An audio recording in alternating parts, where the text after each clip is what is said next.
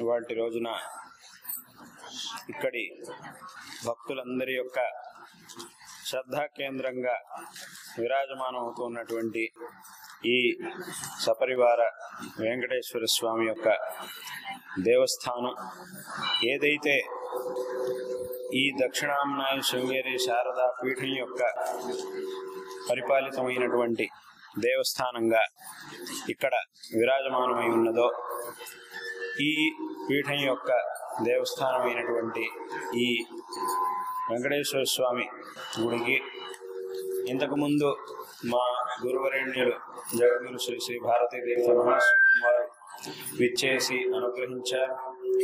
అదేవిధంగా ఇంతకు ముందు 8 సంవత్సరాల క్రితం మేము మా యాత్రలో ఇక్కడికి వచ్చినప్పుడు ఈ దేవస్థానానికి వచ్చాం.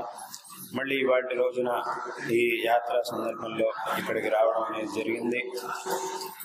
భక్తులందరూ కూడా విశేషమైనటువంటి శ్రద్ధతో ఇక్కడికి వచ్చి ఇక్కడి స్వామిని సేవించుకుంటూ ఉన్నారు, సేవలు చేస్తూ ఉన్నారు. మన యొక్క సనాతన ధర్మం మనకు ఉపదేశిస్తూ ఉన్నటువంటి అత్యంత ముఖ్యమైనటువంటి విషయము అనంటే భగవద్ ఆరాధన. ఆ భగవద్ ఆరాధనను చేస్తూ పరోపకారం చేస్తూ జీవించేటటువంటి వ్యక్తి ఎవడైతే ఉంటాడో వాడే అసలైనటువంటి ధర్మాన్ని ఆచరించేవాడు అని అర్థం. కాబట్టి మన ధర్మం మనకు ఉపదేశించేటటువంటి ప్రధానమైన విషయం అంటే ఒకటి భగవద్ ఆరాధన, ఇంకొకటి పరోపకారం. ఈ రెండింటినీ గనక ఎవరైతే కనీసం ఈ రెండింటినీ అథవా ఈ రెండిట్లో కనీసం ఏ ఒకదాన్నైనా కూడా ఆచరిస్తే మనం విశేషంగా ధర్మాన్ని ఆచరించినటువంటి వాళ్ళు అవుతాం, విశేషంగా మనం ధర్మాన్ని ఆచరించినటువంటి వాళ్ళు అవుతాం, ఈ జీవితాన్ని సార్థకపరుచుకున్నటువంటి వాళ్ళు అవుతాం. కాబట్టి అందరూ కూడా తమ యొక్క అందరికీ ఎన్నో పనులుంటాయి, రకరకాల పనులు బాధ్యతలు అన్ని కూడా ఉండనే ఉన్నాయి. లౌకికంగా అందరికీ ఏవో ఒక పని ఉండనే ఉంటుంది, ఏదో ఒక పని అందరికీ కూడా ఉండనే ఉంటుంది. ఏదో చదువుకోవడమో అథవా ఉద్యోగం చేయాలి అథవా ఇంటి పనులు చేయాలి, ఇలాంటి బాధ్యతలన్నీ కూడా ఏదో కుటుంబ బాధ్యతలు అన్ని కూడా ఏవో ఉండనే ఉంటాయి.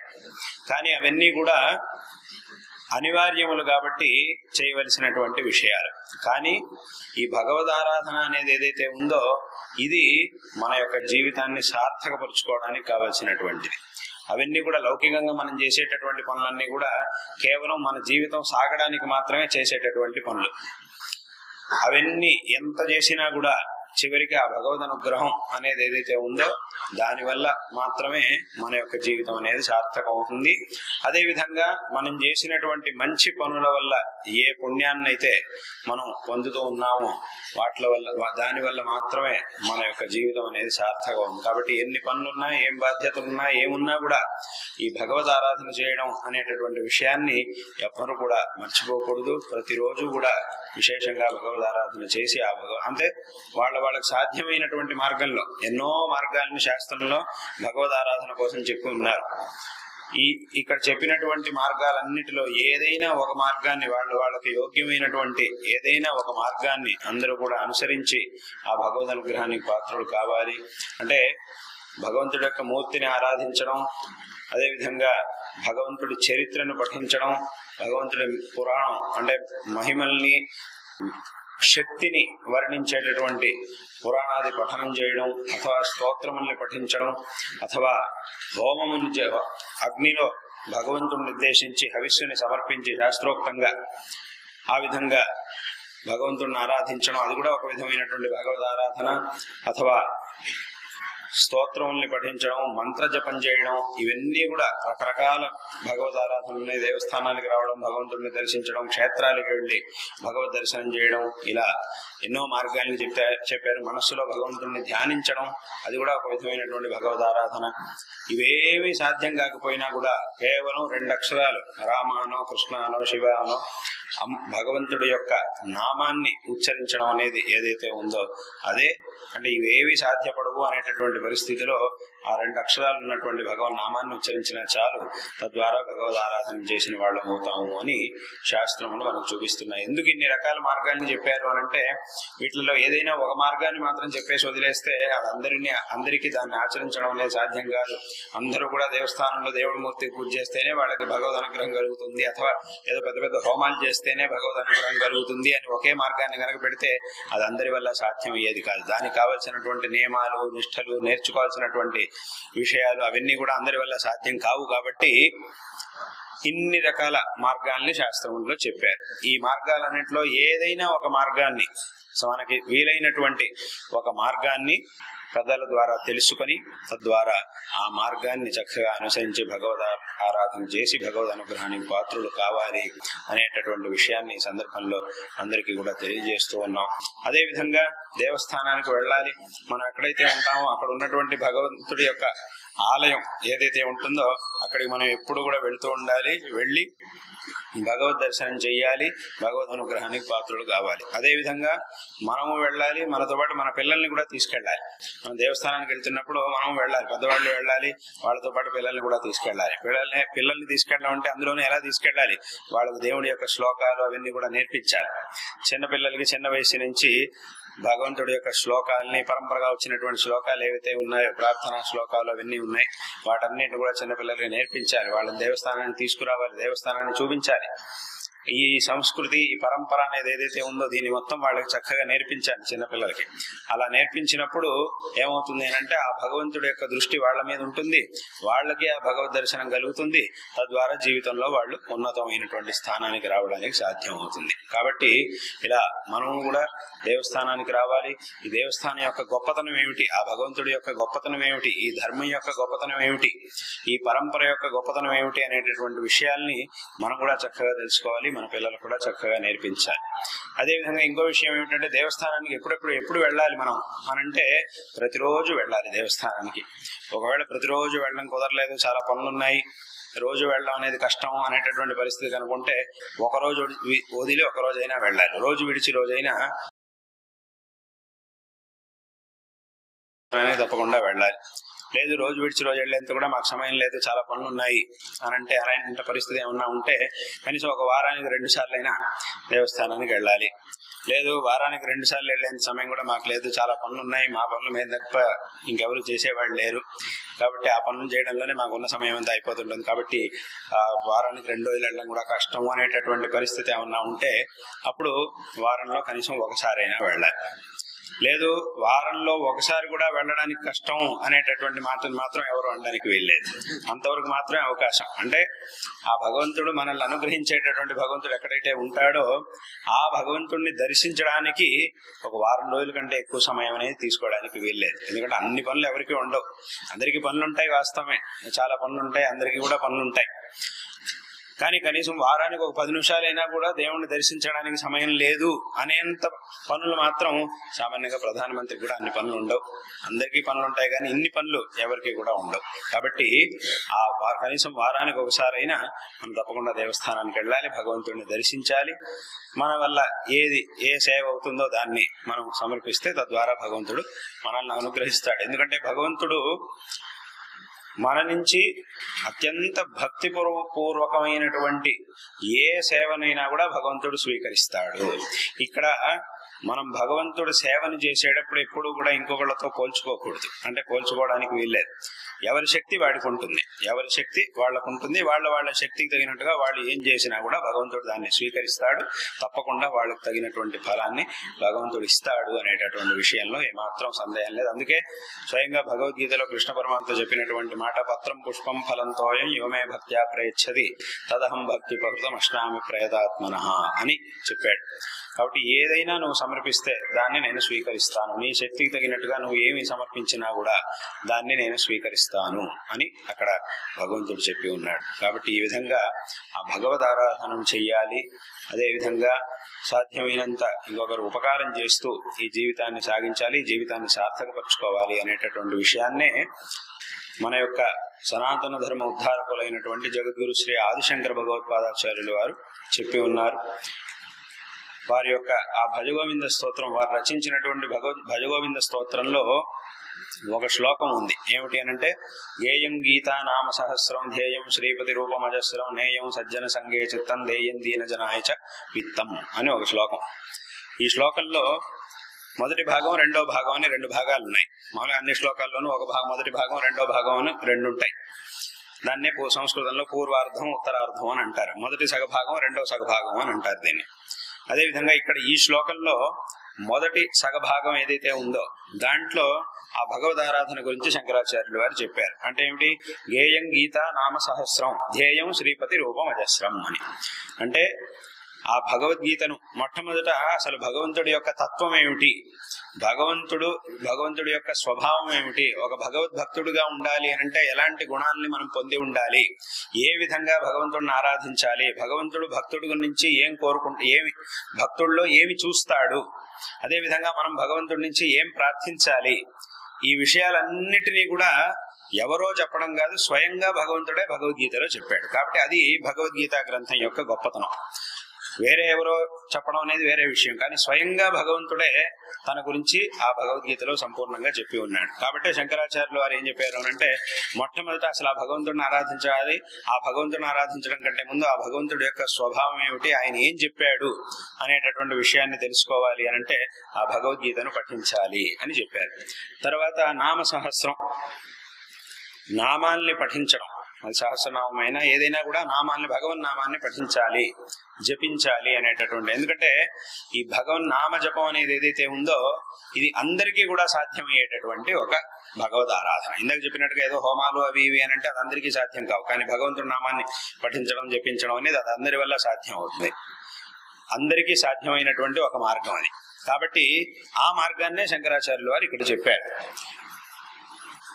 అలాగే ధ్యేయం, మనస్సులో భగవత్ చింతన చెయ్యాలి, ధ్యేయం శ్రీపతి రూపమజస్రం, ఆ భగవత్ చింతనను మనస్సులో చెయ్యాలి అనేటటువంటి విషయాన్ని చెప్పారు. ఈ విధంగా భగవద్ ఆరాధన గురించి ఈ శ్లోకం యొక్క మొదటి సగభాగంలో చెప్పారు.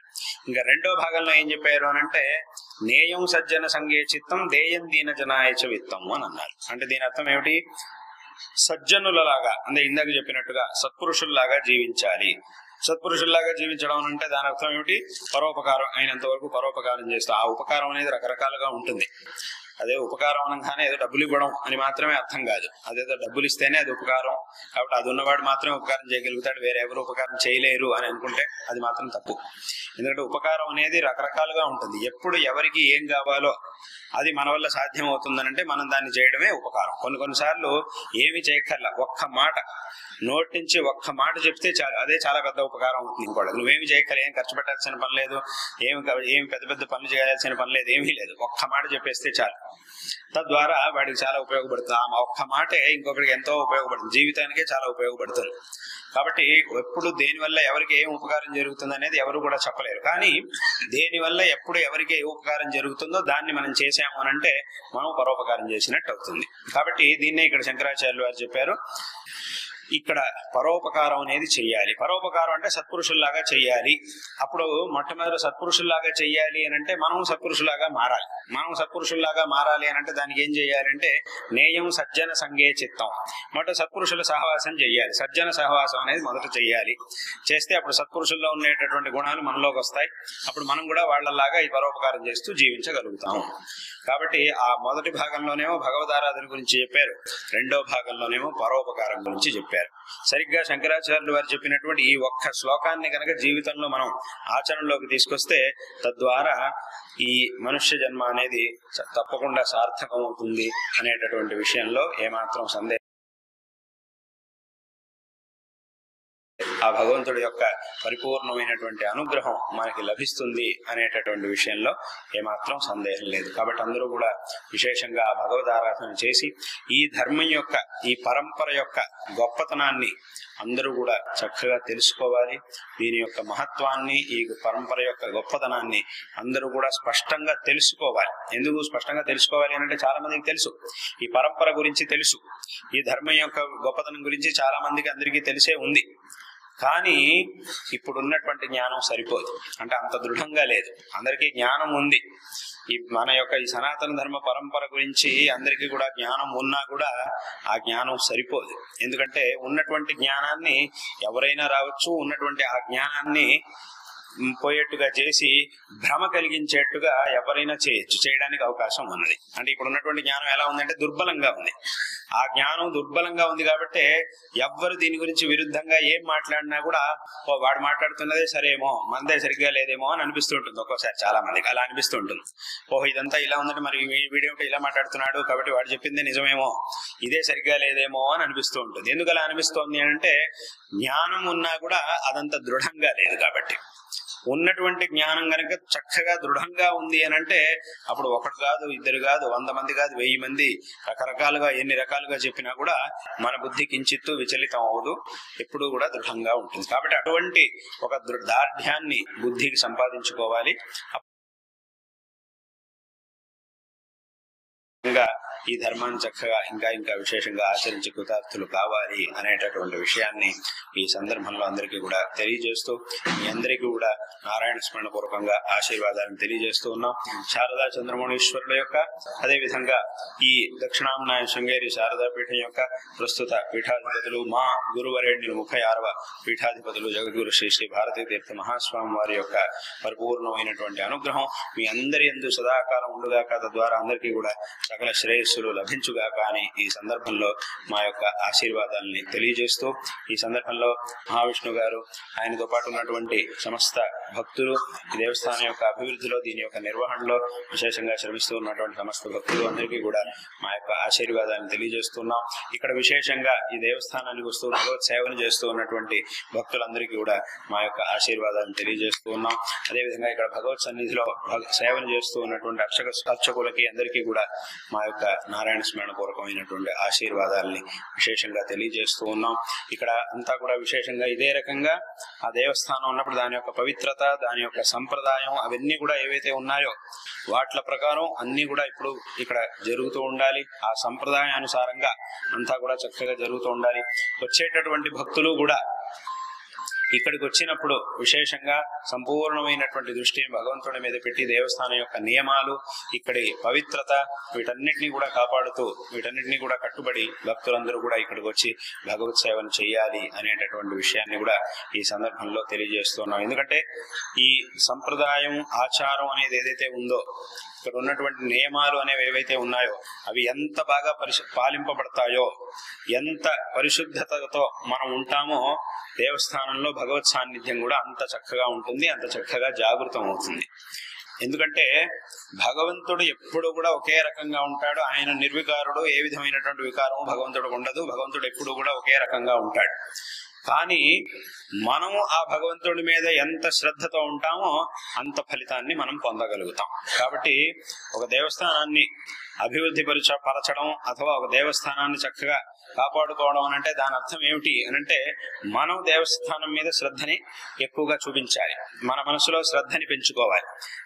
మన మనస్సులో ఎంత శ్రద్ధని పెంచుకుంటామో, భగవంతుడి మీద ఎంత శ్రద్ధని పెంచుకుంటామో భగవత్ సాన్నిధ్యం కూడా అంత వృద్ధిని చెందుతుంది. వృద్ధి చెందడం అంటే ఏమిటి? భగవంతుడు అన్ని చోట్ల ఉండనే ఉన్నాడు, ప్రతి చోట సంపూర్ణంగా భగవంతుడు ఉండనే ఉన్నాడు. కానీ మన యొక్క శ్రద్ధ అనేది ఏదైతే ఉంటుందో దాని ప్రకారం ఆ భగవంతుడి యొక్క సాన్నిధ్యాన్ని ఎక్కువగా మనం చూడగలుగుతాం. ఆ భగవంతుడి మీద ఎక్కువ ఆ శ్రద్ధని కలిగినటువంటి వారు ఎక్కువగా ఆ సాన్నిధ్యాన్ని చూడగలుగుతారు. ఆ శ్రద్ధ అనేది లేనటువంటి వాడు ఎదురుకుండా భగవంతుడే ప్రత్యక్షమైనా కూడా ఆ భగవంతుడిని చూడలేడు. కాబట్టి మనం ఎంత శ్రద్ధని పెంచుకుంటామో ఆ భగవత్ సాన్నిధ్యాన్ని మనం అంత చూడగలుగుతాం. సాన్నిధ్యం ఎప్పుడు అలానే ఉంటుంది. ఎప్పుడు కూడా ప్రతి చోట భగవంతుడి యొక్క సన్నిధానం అనేది ఉండనే ఉంటుంది. సమస్త ప్రపంచంలో పరమాత్మ సర్వవ్యాపిగా అన్ని చోట్ల ఉండనే ఉన్నాడు. కాబట్టి ఆ శ్రద్ధని విశేషంగా ఇంకా విశేషంగా పెంచుకొని ఇక్కడికి వచ్చినప్పుడు కేవలం మనస్సులో ఆ భగవత్ తత్వం గురించి మాత్రమే మనస్సులో ఆలోచించాలి. లౌకికమైనటువంటి విషయాలన్నిటినీ కూడా వదిలిపెట్టాలి. కనీసం ఈ 10 నిమిషాలైనా ఇక్కడికి వచ్చి ఉండేది 10 నిమిషాలు 15 నిమిషాలు ఎవరైనా కూడా అలా వచ్చినప్పుడు మనస్సులో ఉన్నటువంటి లౌకికమైనటువంటి విషయాలన్నిటినీ కూడా వదిలేసేయాలి. లౌకికమైనటువంటి విషయాలన్నింటినీ కూడా అక్కడే బయటే వదిలేయాలి. దేవస్థానం లోపలికి వచ్చేటప్పుడు చెప్పుల్ని బయట వదిలేసి వస్తారు అందరూ. అలా వదిలేసేటప్పుడు ఈ విషయాలు, లౌకికమైన విషయాన్ని కూడా అక్కడే వదిలేసి రావాలి. మళ్ళీ బయటికి వెళ్ళేటప్పుడు చెప్పులు తొడుక్కొని వెళ్తారు. అప్పుడు మళ్ళీ లౌకిక విషయాలన్నింటినీ కూడా మళ్ళీ బుద్ధిలోకి తెచ్చుకొని మళ్ళీ అన్ని జ్ఞాపకం తెచ్చుకొని వాటి గురించి ఆలోచిస్తూ వెళ్ళొచ్చు. ఈ 10 నిమిషాలు మాత్రం అన్ని విధమైనటువంటి లౌకిక విషయాల్ని వదిలేసేసి పరిపూర్ణంగా మన మనస్సుని భగవంతుడి మీద పెట్టినప్పుడు మనం లౌకికంగా ఏ ఏ విషయాల గురించి ఉంటాము మనస్సులో, ఆ చింతలన్నింటినీ కూడా భగవంతుడే తొలగిస్తాడు. కాబట్టి దీన్ని అందరూ కూడా చక్కగా తెలుసుకోవాలి. నిజంగా దీన్ని ఆచరణలోకి తీసుకొస్తే అందరూ కూడా చక్కగా ఆలోచించి దీన్ని గనక ఆచరణలోకి తీసుకొస్తే ఈ చెప్పినటువంటి విషయం నిజంగా అందరికీ అనుభవంలోకే వస్తుంది. దీన్ని అనుభవించి తెలుసుకోవచ్చు అందరూ కూడా. కాబట్టి దీనికి అంత శక్తి ఉన్నది. కాబట్టి విశేషంగా అందరికీ ఆ భగవంతుడి యొక్క అనుగ్రహం కలుగుగా కానీ మరొక ఆశీర్వాదాన్ని తెలియజేస్తూ ఈ మాటల్ని ఇక్కడికి ముగిస్తూ ఉన్నాము. హర నమః పార్వతీపతయే హర హర మహాదేవ.